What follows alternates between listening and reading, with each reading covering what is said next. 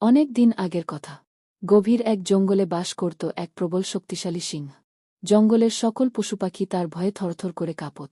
একদিন দুপুরের রোদে ক্লান্ত সিংহটি একটি বড় গাছের ছায়ায় ঘুমিয়ে পড়েছিল। চারপাশ ছিল শান্ত ও নিস্তব্ধ। ঠিক তখনই একটি ছোট্ট ইঁদুর খেলতে খেলতে সিংহের শরীরের উপর দিয়ে ছুটে গেল। ইঁদুরটি জানত না যে ওটা সিংহরাজের দেহ। হঠাৎ সিংহের ঘুম ভেঙে গেল।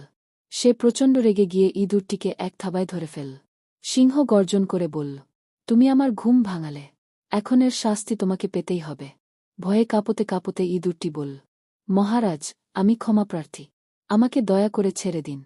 আমি ভুল করেছি, কিন্তু বিশ্বাস করুন, একদিন আমি আপনার উপকারে আসব।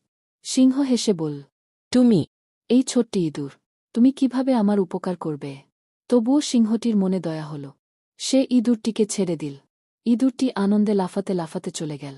কয়েকদিন পরের কথা। সিংহটি শিকার খুঁজতে বের হলে হঠাৎ একটি শিকারীর ফাঁদে আটকা পড়ে যায়। শিকারীরা তাকে ধরার জন্য জাল পেতে রেখেছিল। সিংহ অনেক চেষ্টা করেও মুক্ত হতে পারল না। তখন সে সাহায্যের জন্য গর্জন করতে লাগল। সেই সময় ইঁদুরটি কাছেই ছিল। সিংহের গর্জন শুনে সে দৌড়ে এল। জালের মধ্যে আটকে থাকা সিংহকে দেখে সে বলল, মহারাজ, চিন্তা করবেন না, আমি আপনাকে মুক্ত করব। ছোট ইঁদুরটি তার ধারালো দাঁত দিয়ে জাল কুটি করে কাটতে লাগল। কিছু সময়ের মধ্যেই সিংহ মুক্ত হয়ে গেল। সিংহ বিস্ময়ে তাকিয়ে রিল ইঁদুরটির দিকে। সে বলল, আজ আমি বুঝলাম, ছোট বলে কাউকে অবহেলা করা উচিত নয়। তুমি সত্যিই আমার উপকার করলে। ইঁদুরটি হেসে বলল, আপনি আমাকে ছেড়ে দিয়েছিলেন, সেই লোন আমি আজ শোধ করতে পেরেছি। তারা দুজনেই বন্ধুত্বের বন্ধনে আবদ্ধ হয়ে জঙ্গলের দিকে চলে গেল।